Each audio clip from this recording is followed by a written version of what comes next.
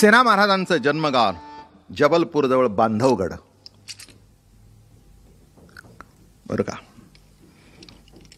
मूळची ही महाराष्ट्रातली मंडळी सगळी. पण जसं लोक काही परदेशातली परप्रांतातली महाराष्ट्रात येतात, तसं सेना महाराजांचे पूर्वज महाराष्ट्रातून आणि उत्तर प्रदेशमध्ये गेले.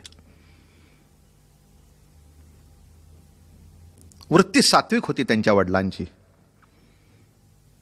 त्यांचे वडील बरं का, त्यांचं नाव आणि देवीदास आणि आईचं नाव प्रेमकुंवरबाई.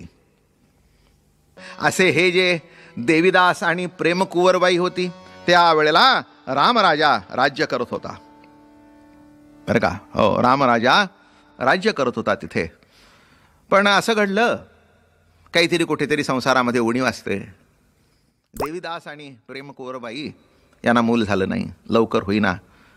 मग प्रभूची उपासना करत करत करत एक दिवस देवाच्या कृपेने हा सेना त्यांच्या पोटी आला.